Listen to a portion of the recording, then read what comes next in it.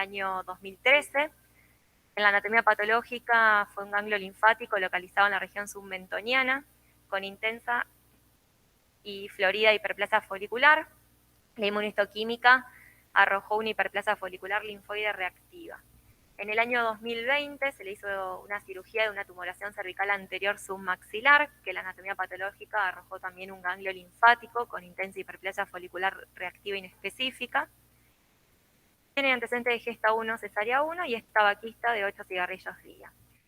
Como antecedente de jerarquía, la paciente en enero del 2021 en el Hospital Provincial de Rosario fue sometida a una duodenopancreatectomía cefálica por una MOE en la cabeza del páncreas. La historia de la paciente comienza el 4 de enero en el Hospital Provincial de Rosario, en donde consulta por un cuadro de 15 días de evolución de ictericia y coluria. Niega dolor abdominal, pérdida de peso, fiebre y vómitos.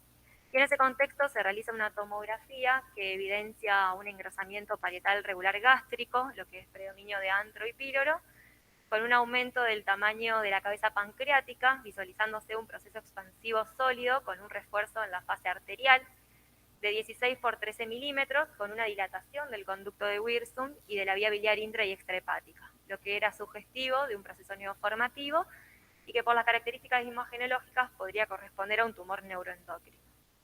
Se le hace esta es la tomografía, donde se evidencia ahí el proceso expansivo a nivel de la cabeza del páncreas, con un páncreas también aumentado de tamaño.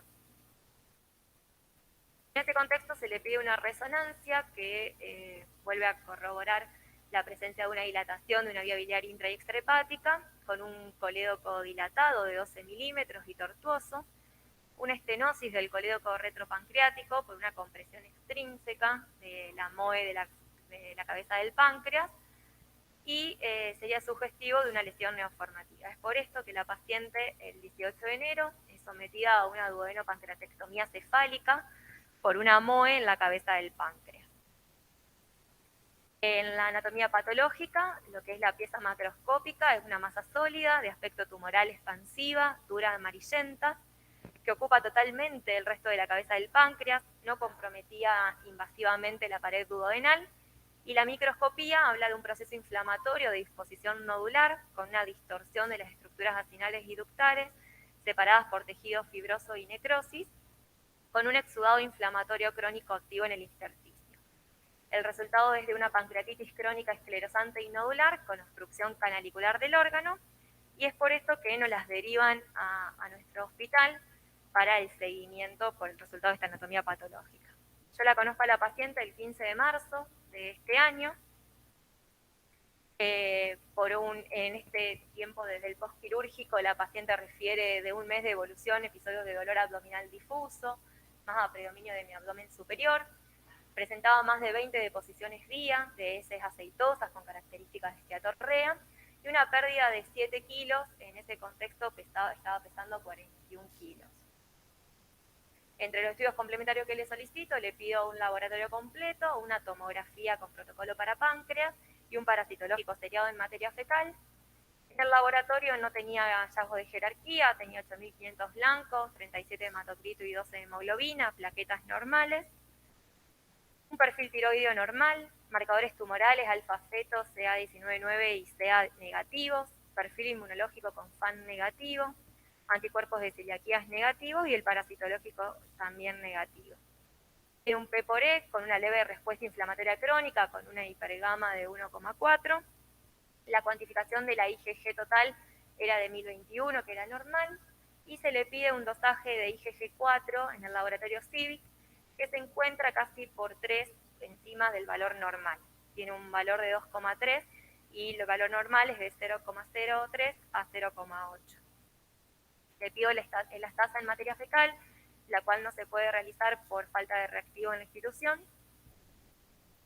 Y en la tomografía lo que se visualiza, bueno, son los cambios postquirúrgicos en lo que es la cabeza y el proceso uncinado, con una visualización de cola pancreática y parcial del cuerpo, asociado a un elemento lineal en proyección del conducto de Wirsum, el engrosamiento de los pliegues gástricos que se habían visto en la tomografía previa y un engrosamiento parietal circunferencial sigmoideo.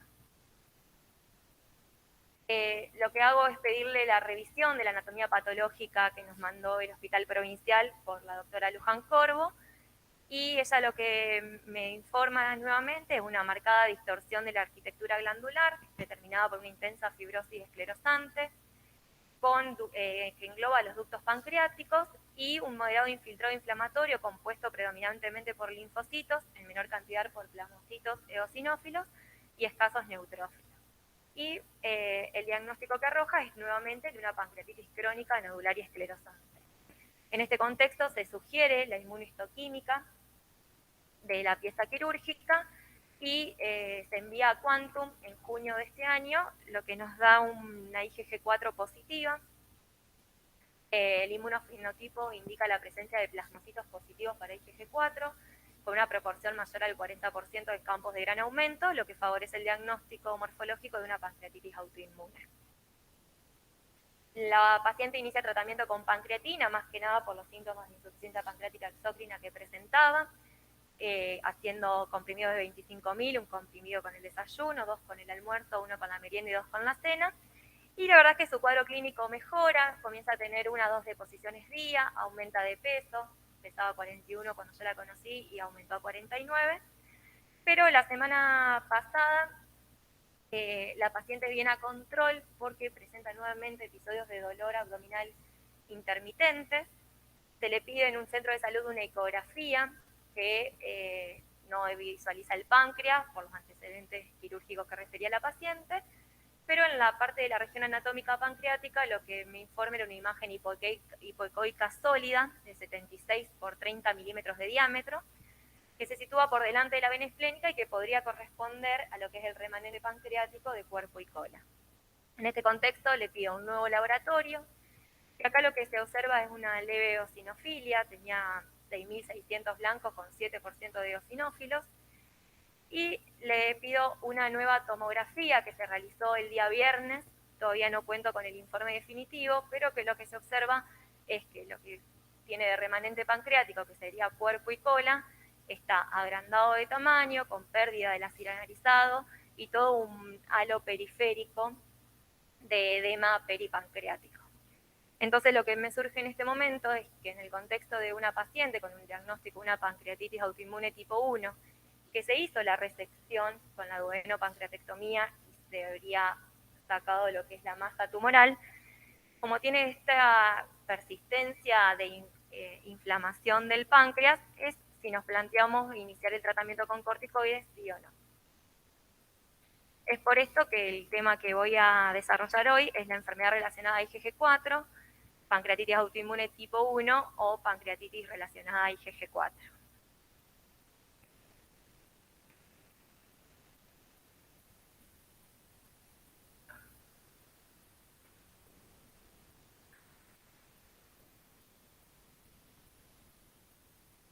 Sí, yo revisando el caso clínico de la paciente, lo que me deja dudas es si estos ganglios submaxonianos y submaxilales que se hicieron las resecciones en el 2013 y el 2020, también no tenía ahí G4 positiva.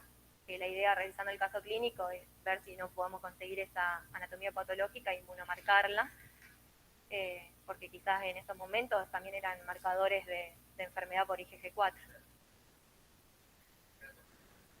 Sí. No, porque lo que yo había revisado hasta este momento, antes de que ella vuelva a tener ahora la abdominal, era que en pacientes asintomáticos, que bueno, es lo que voy a explicar ahora, en donde la masa tumoral hizo la resección quirúrgica, uno podría tener una conducta expectante e ir controlándola. Pasa que ahora... no, todavía. Sí, sí, sí, sí.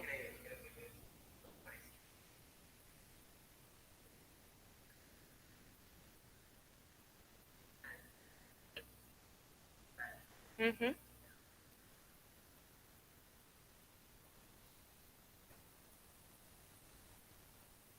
Claro, pero en este contexto ella tiene local, tiene difuso, afectación difusa.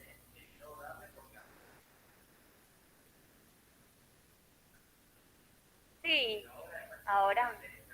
Uh-huh. Sí. Lo hablé con Claudio. recién, porque yo tuve el resultado, ayer fui a ver la tomografía, porque fue el viernes, y Claudio me dijo de iniciarle el tratamiento con corticoides. Le pregunté si volvía a dosarle IgG4 séricas, me dijo que no hacía falta y ahora incluso lo voy a explicar en el... Estaba dilatado. Sí. Lo que no tiene por ahora manifestación de vía biliar. No, estaba todo dilatado y el colédoco tortuoso. El Wilson no me lo mide, el colédoco de 12. Uh-huh.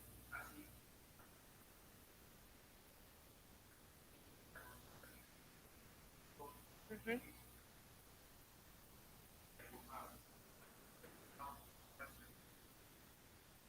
La entidad. Uh-huh.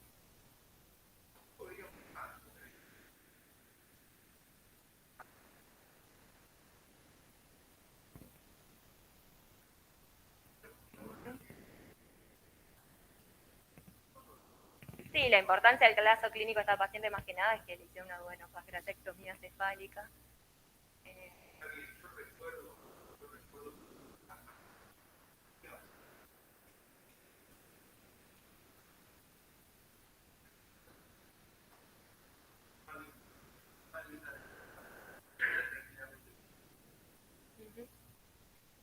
Bueno, para empezar a desarrollar un poquito el tema, nos vamos a situar un poco en la historia de lo que es la enfermedad relacionada a IgG4. Los primeros casos fueron en 1892 por Mikulicz, quien diagnosticó la enfermedad de Mikulicz, en el contexto de una paciente que presentaba tumefacción simétrica de glándulas lagrimales, parótidas y submandibulares, y que tenía una infiltración masiva de mononucleares. En 1961, Sarles y colaboradores describieron una nueva forma de enfermedad pancreática, que era una inflamación crónica y esclerosante asociada a hipergamaglobulinemia. En 1991, Kawaguchi habla de la pancreatitis esclerosante linfoplasmocítica, que a menudo estaba asociada con colangitis esclerosante y asociación a enfermedad sistémica, y es en la década de 1990 cuando se introduce el concepto de pancreatitis autoinmune. En 2001, Amano y colaboradores empezaron a encontrar e informaron altos niveles séricos de IgG4 en pacientes con pancreatitis autoinmune, y es en el 2004 cuando se habla de la enfermedad autoinmune relacionada a la IgG4, en donde se descubrió que los pacientes con pancreatitis autoinmunes también tenían compromiso de otros órganos. En el año 2012, el Grupo Multidisciplinario Internacional, en las recomendaciones en cuanto a la nomenclatura de la enfermedad relacionada con la IgG4, es que introduce este concepto de enfermedad relacionada a IgG4.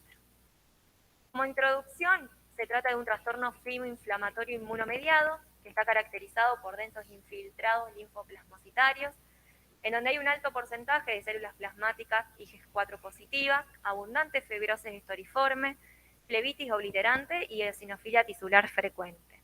Si bien el 75% de los pacientes reportados corresponden a una población japonesa, se ve que esto se puede presentar en la mayoría de los grupos étnicos. La incidencia en Japón es de 0,26 a 1 por cada 100.000 habitantes años y la prevalencia es de 1 por cada 600.000 habitantes. Tiene una predominancia entre la quinta y la sexta década de la vida, si bien la edad media es de alrededor de los 60 años, y tiene un franco predominio sobre el sexo masculino en una relación 3 o 4 a 1, aunque muchas veces esta frecuencia también depende del órgano involucrado. Por ejemplo, en los casos en donde hay compromiso de lo que son las glándulas salivales, se ve un predominio por el sexo femenino. En cuanto a la patogénesis, no está completamente definida, si bien no hay todavía desencadenantes infecciosos que hayan sido dilucidados. La clínica de la enfermedad, las manifestaciones imagenológicas y la respuesta que tiene el tratamiento con corticoides habla sobre la posibilidad de un origen inmunomediado. Han asociado también a desencadenantes ambientales. En diferentes estudios se ha visto que pacientes que están expuestos a solventes en sus lugares de trabajo o a gases tóxicos había una mayor casuística de enfermedad por IgG4. Componentes genéticos que contribuyen a la susceptibilidad, que son las variantes del HLA, y las células B y T son los actores claves en la patogenia. Luego se ve a partir de una reacción inmune, en donde hay un predominio de lo que es la reacción mediada por células T, sobre todo las células T helper tipo 2, y a partir de la secreción de diferentes interleuquinas, es que se activan la eosinofilia, que van a ser causantes de la eosinofilia tisular histérica, las células B, sobre todo la diferenciación a plasmoblastos, también tienen un compromiso principal en lo que es la producción de IgE y de IgG4, y las células T reguladoras, a partir del factor de crecimiento beta, van a estimular a los fibroblastos y llevaría a la fibrosis. De esta forma, lo que es la infiltración celular dentro del órgano afectado se da por infiltración celular masiva, que lleva al agrandamiento tumefacto de los órganos afectados, y después, a partir de los depósitos de inmunos complejos, es que se produce el daño epitelial. En cuanto a las características histopatológicas, vamos a encontrar que la biopsia es la piedra angular del diagnóstico de la enfermedad por IgG4. Si bien la clínica y las imágenes suelen ser esenciales para el diagnóstico, muchas veces son insatisfactorias. Hay 4 claves histológicas que están presentes en la enfermedad relacionada a IgG4. Una es la presencia de un infiltrado linfoplasmocítico denso con alto porcentaje de células plasmáticas IgG4 positivas. Una fibrosis estoriforme que da la característica de rueda de carro por la disposición de los fibroblastos. Una flebitis obliterante que es predominante en lo que son las venas. Lo que se produce es una oclusión total o parcial de los vasos de mediano calibre. Y eosinofilia tisular, que puede ser de leve a moderada. La evidencia por inmunistoquímica de un número elevado de células plasmáticas IgG4 positivas es crucial para hacer el diagnóstico. Y cuando nos referimos a esto, nos referimos a un número absoluto de células plasmáticas entre 10 y 200, dependiendo de la muestra histológica, y una relación de IgG4 sobre IgG que debe ser mayor al 40%. En cuanto a los niveles séricos de IgG4, en general se encuentran aumentados, pero no son marcadores específicos de esta enfermedad, ya que se pueden ver aumentados en otras patologías, como puede ser neoplasias, enfermedades alérgicas, colangitis esclerosante primaria y enfermedades autoinmunes. En un estudio que se publicó en el año 2016, se vio que la concentración sérica de IgG4 demostró ser útil para el diagnóstico de enfermedad relacionada en un metaanálisis que comparó la concentración sérica de IgG4 en pacientes con pancreatitis autoinmunes y aquellos que tenían cáncer de páncreas y otras enfermedades. Y se vio que un nivel de corte de IgG4 sérica mayor a 135 miligramos por decilitro era un marcador predictivo confiable y se incluyó dentro de los criterios diagnósticos para la pancreatitis autoinmune relacionada a IgG4. De esta forma, en el año 2011 surgieron los criterios CD, que están compuestos por 3 ítems principales. Lo que se evalúa son las muestras del estudio clínico, en donde se ve esa característico de agrandamiento difuso o localizado, o masas simples en múltiples órganos. El estudio hematológico, en donde se muestra el nivel aumentado sérico de IgG4, y el estudio histopatológico, que muestra los hallazgos que nombramos anteriormente. Y a partir de esto, se puede dilucidar si una enfermedad relacionada a IgG4 es definitiva, es probable o es posible. Acá hay un algoritmo diagnóstico con estos criterios y en donde se ve que está el compromiso del órgano, los niveles séricos de IgG4 mayor a 135 y la demostración histológica del aumento de número de células plasmáticas IgG4 positivas. Si están los 3 positivos, habla de un diagnóstico definitivo de enfermedad relacionada a IgG4. Si está presente el compromiso del órgano y los niveles séricos, se trata de una posible enfermedad relacionada a IgG4, y si está presente el compromiso del órgano y la histología, habla de una probable. Sin embargo, también hay criterios específicos para cada órgano, con lo que es la pancreatitis de importancia, las imágenes, ya sea tomográfica o por resonancia, y la respuesta a los esteroides. En cuanto a las manifestaciones clínicas, vamos a encontrar que tiene manifestaciones clínicas muy variables. Vamos a ver que el 60 al 90% de los pacientes tiene compromiso de múltiples órganos. Se puede presentar desde enfermedad orbitaria de glándulas salivales, linfadenopatía, puede haber un pseudotumor inflamatorio hepático, colangitis esclerosante, aortitis, enfermedad cutánea. la pancreatitis autoinmune tipo 1, hipofisitis o tiroiditis. Y se ve que el 85% de las manifestaciones, sin embargo, se concentran en 8 órganos principales. Encontramos lo que es el páncreas, los nódulos linfáticos, las glándulas salivales y lagrimales, los conductos biliares, los riñones, la fibrosis retroperitoneal y los pulmones. La sospecha clínica es fundamental. La presencia de lesiones tumefactas que involucran uno o más órganos es lo que nos va a permitir aumentar la sospecha clínica, y es importante el examen físico o el estudio por imagen. En esta charla nos vamos a centrar fundamentalmente en la enfermedad relacionada a IgG4 con compromiso pancreático. Y más que nada la revisión se basa en esta guía publicada por la Unión Europea en mayo del 2020,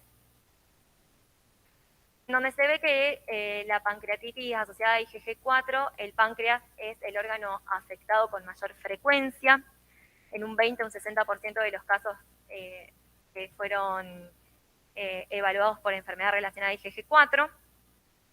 Pero, si bien los principales síntomas de presentación suelen ser una ictericia, prurito, puede haber un dolor abdominal, esteatorrea o una diabetes mellitus de comienzo de novo.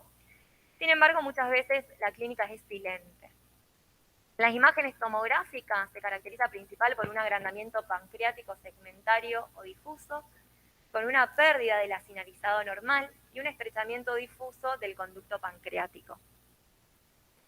La pancreatitis asociada a IgG4 representa el 2 al 6% de las pancreatitis crónicas y representa un 3 a un 6% de las resecciones que se hicieron con sospecha de malignidad.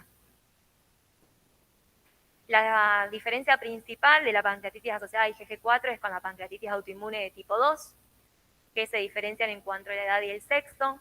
En la pancreatitis tipo 2 en general suele ser igual el predominio en sexo masculino y femenino. Se presenta un poco antes, entre la cuarta y la quinta década. La distribución de la pancreatitis autoinmune asociada a IgG4 es mayor en Asia, así como en la pancreatitis tipo 2 es mayor en Europa. Los síntomas, en general las dos pueden presentarse con ictericia, pero la pancreatitis aguda en la pancreatitis asociada a IgG4 suele ser rara, así como en la pancreatitis tipo 2 puede presentarse hasta en un 50%. La IgG4 sérica suele estar alta en la tipo 1.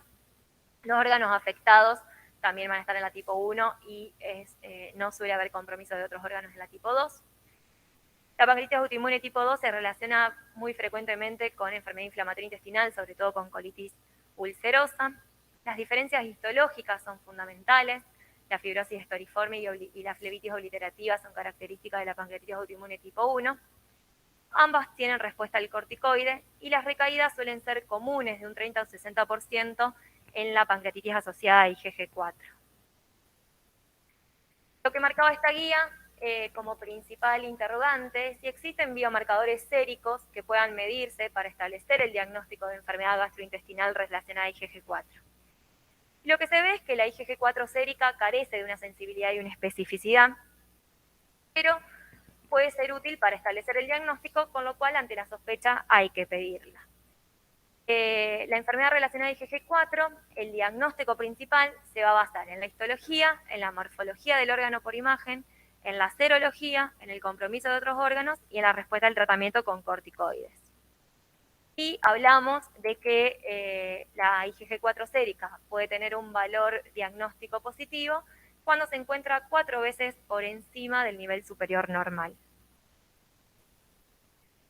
Hay un ensayo de reacción de cadena de polimerasa cuantitativa para analizar la relación del ARN IgG4 y IgG, que demostró ser prometedor dentro de estos biomarcadores que se estaban buscando séricos para el diagnóstico, para lo que es la diferenciación de la colangitis relacionada a IgG4 de las neoplasias, y los plasmoblastos circulantes y el ligando 18-CT de quimiosina podría ser valioso, pero la realidad es que faltan estudios.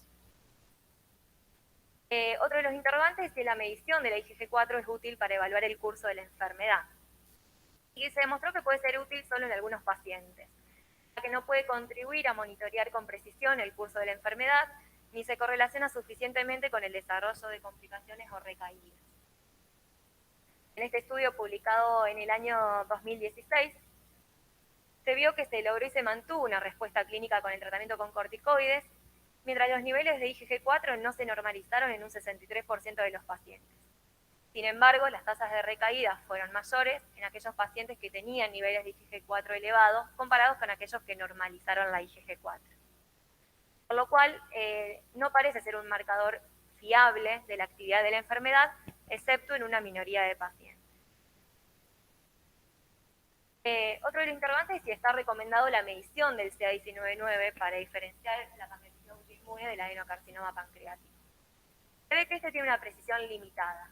Es una prueba fácil de realizar y accesible, tiene una buena sensibilidad y especificidad aceptable, y su uso se recomienda integrado a otras pruebas diagnósticas. Podemos ver que la presencia de una masa pancreática nos puede plantear el diagnóstico diferencial de una pancreatitis autoinmune tipo 1 y un adenocarcinoma de páncreas.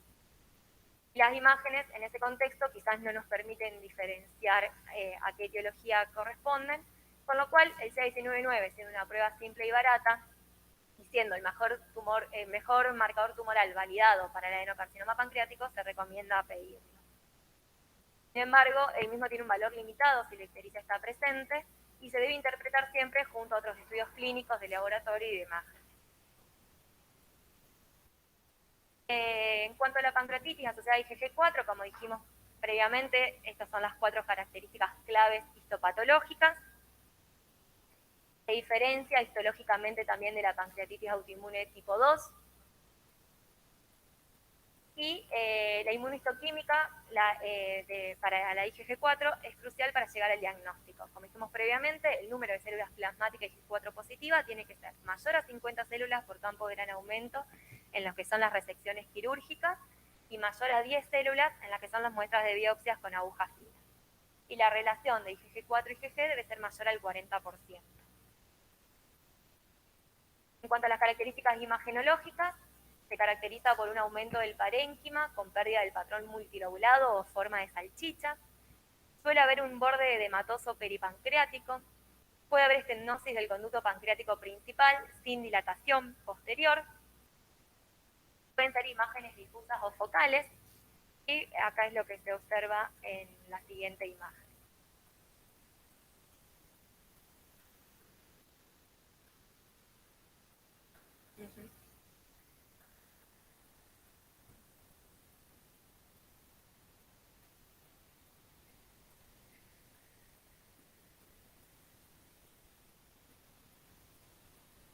Sí, eso era antes de la duodenopancreatectomía. Ahora ya lo único que le queda es lo que es el agrandamiento pancreático con pérdida del acinalizado y tiene ese borde edematoso peripancreático.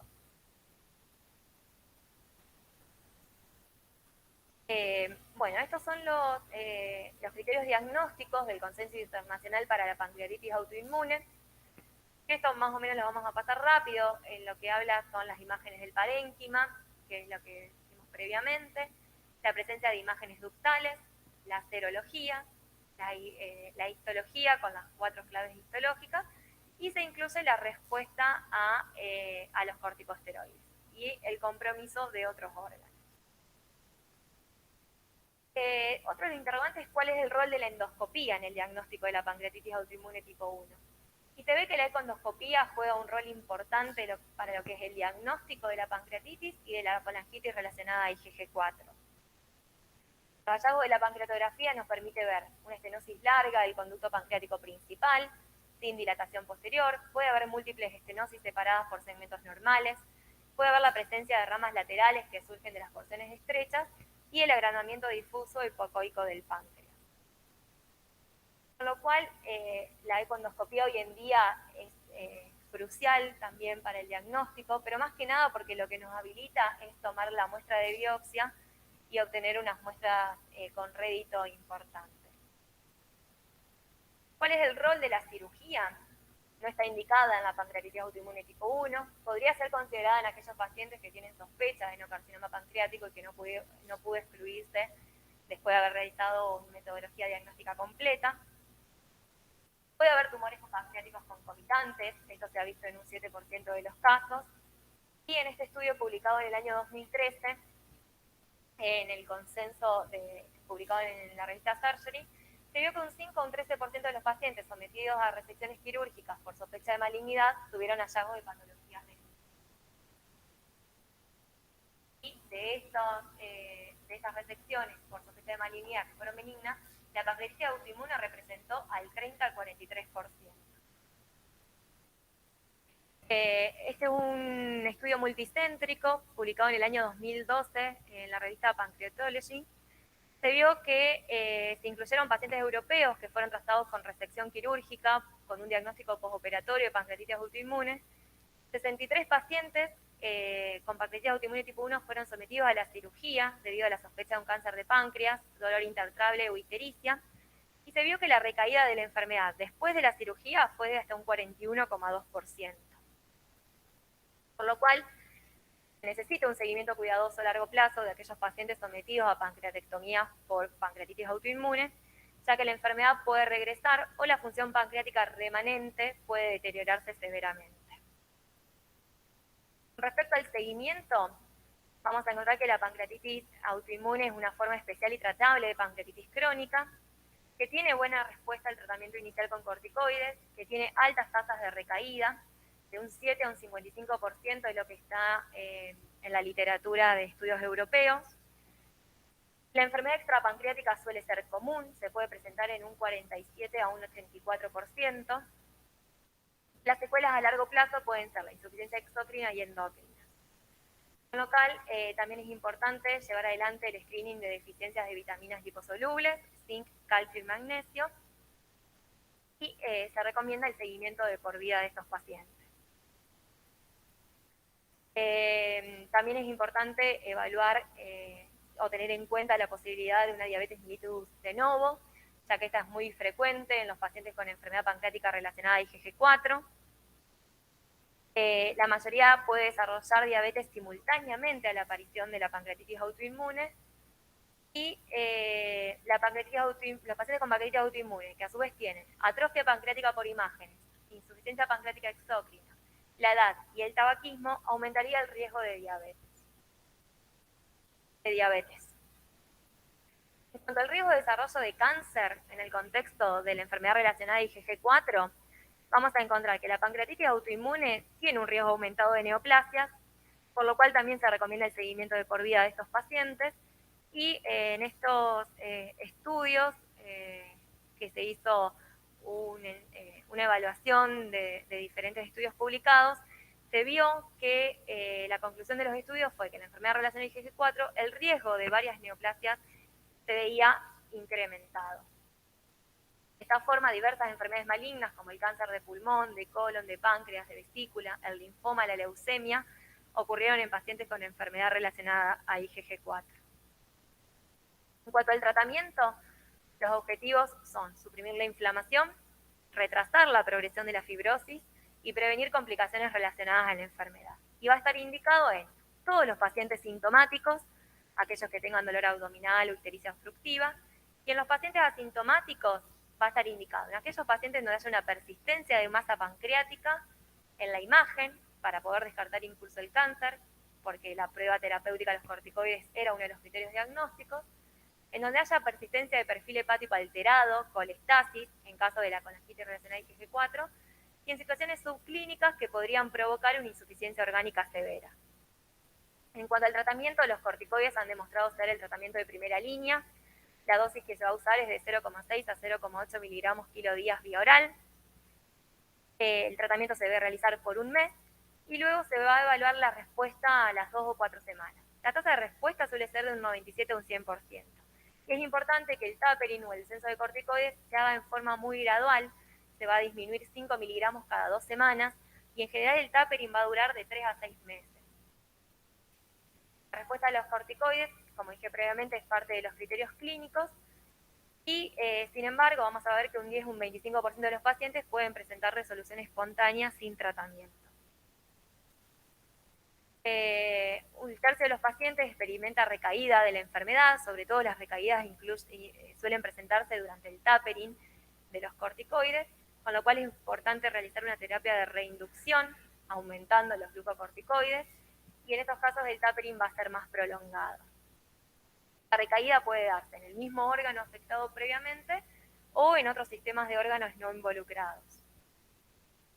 La recaída se ve que sin terapia previa al corticoide es de un 40%, pero con terapia previa con corticoides existe una recaída de un 25%. La terapia de mantenimiento va a ser por 12 meses y se recomienda dosis menores o iguales a 10 miligramos día.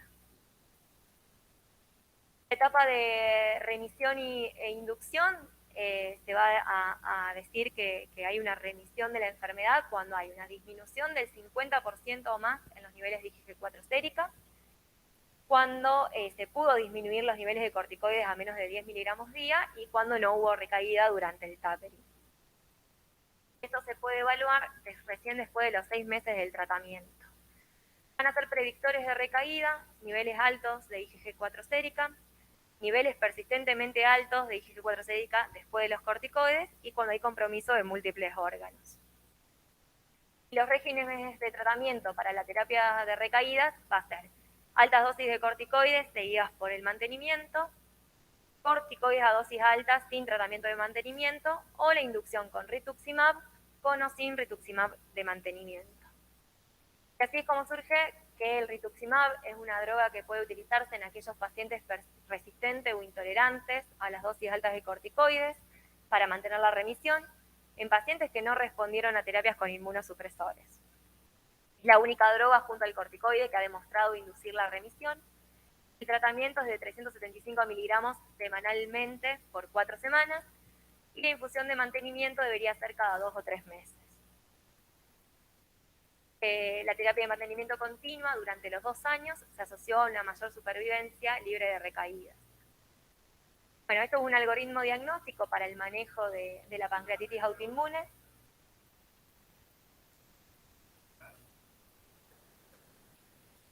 Sí. O el paciente que no lo tolera. Podés usar ahorradores de corticoides.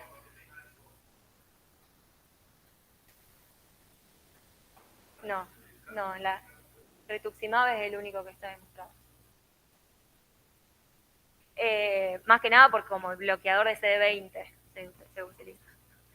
Bueno, en cuanto al diagnóstico, cuando se establece el diagnóstico de pancreatitis autoinmune, ante la presencia de síntomas o masas pancreáticas persistentes, si la misma no está presente, se puede hacer la observación del paciente, por lo que decíamos que muchos pueden remitir en forma espontánea. Y si está presente, por un lado, se va a evaluar o no el requerimiento de drenaje biliar, que eso estaba bastante controvertido, y si tiene contraindicaciones para corticoides. Si no tiene contraindicaciones, vamos a iniciar el tratamiento con una reevaluación entre las 2 y las 4 semanas, completando 12 semanas. Si tiene contraindicación para los corticoides, podemos utilizar el rituximab. Y en el caso de la remisión, es lo que dijimos previamente, es que no haya compromiso de otros órganos, que tenga una rápida respuesta radiológica y que tenga normalización de IgG4 post-tratamiento, se va a observar. O si existe recaída, podemos evaluar el mantenimiento con rituximab o persistir con dosis altas de corticoides. Como conclusión, el gran aumento en los reportes de la literatura sobre IgG4 refleja el creciente interés de la comunidad científica en este tema. Sin embargo, el espectro exacto de esta entidad todavía no ha sido completamente aclarado. La histopatología característica es clave para el diagnóstico, sin embargo, esto también puede no ser totalmente específico y un estudio completo que incluya la clínica, la histología, el laboratorio y los hallazgos de imágenes es fundamental. La terapia con esteroides es la piedra angular del tratamiento, pero la alta frecuencia de recaídas puede requerir de agentes ahorradores del mismo.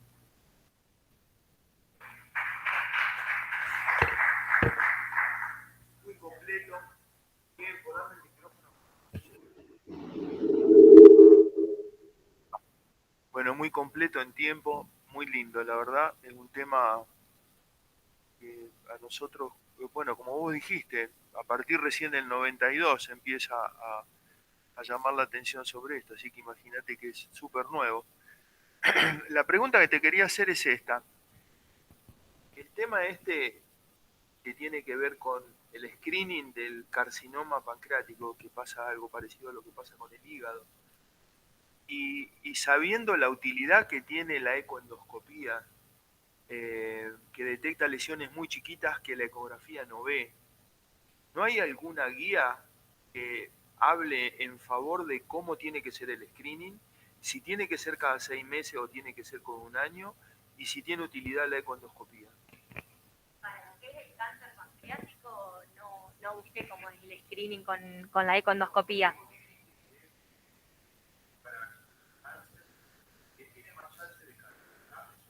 Tiene más cáncer, hay que hacer el seguimiento de por vida del paciente.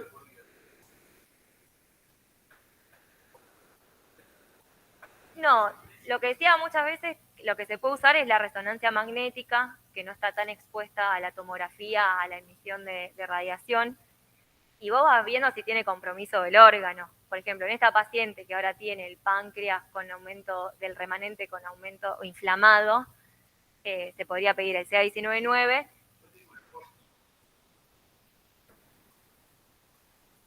Lo que pasa es que la econdoscopía, yo lo hablaba con Claudio, él me decía que ahora con las agujas de 22 gauge toman buena muestra. Lo que decía la guía es que muchas veces la muestra que se obtiene con aguja no es lo mismo que la pieza quirúrgica, porque vos para la histología necesitas toda la arquitectura glandular. Uh-huh.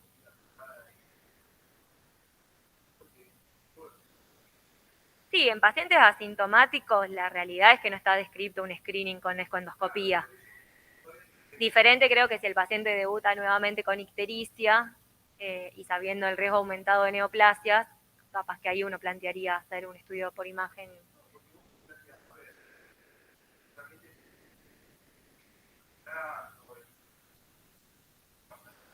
Uh-huh.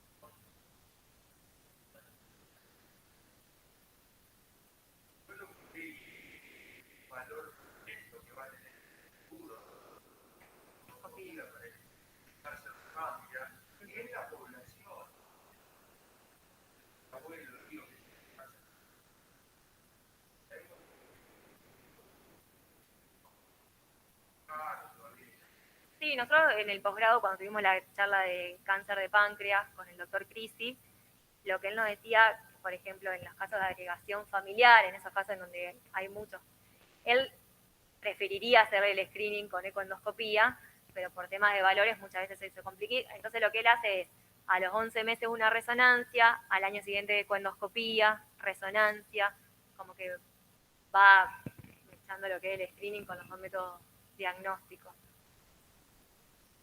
Uh-huh.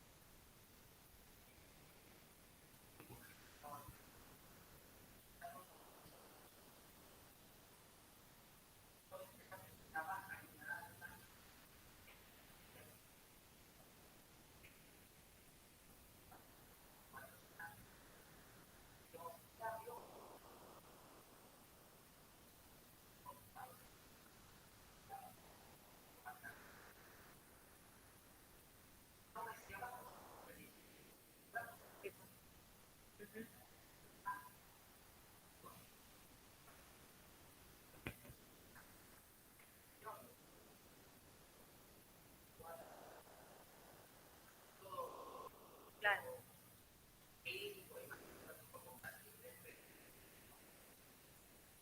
No, bueno, sí leí de la asociación más frecuente en los pacientes con pancreatitis autoinmune tipo 1, buscarle la colangitis esclerosante relacionada a IgG4, porque la asociación entre los dos es frecuente.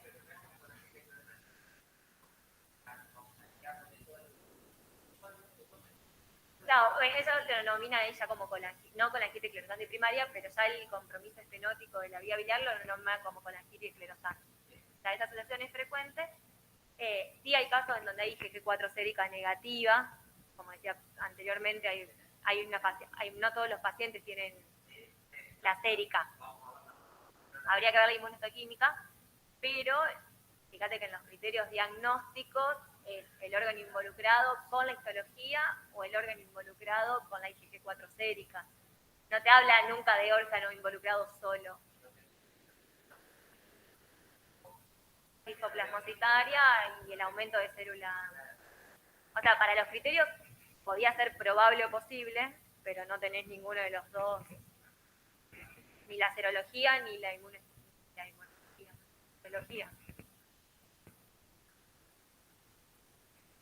Sí, le voy a poner el corticoide a la paciente ahora.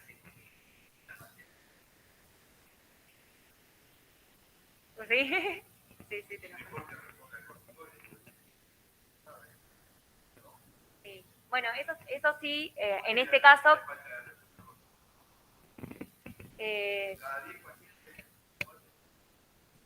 no sé, tiene una alta tasa de respuesta de un 80 a un 97%. Ser una recidiva de un 30 a 40. Sí, lo que decía, bueno, que a esta paciente ahora el seguimiento se la tengo que hacer con imagen, porque lo que tengo que buscar es que esa masa pancreática, tamaño, dosarle la IgG4 sérica de acá, más.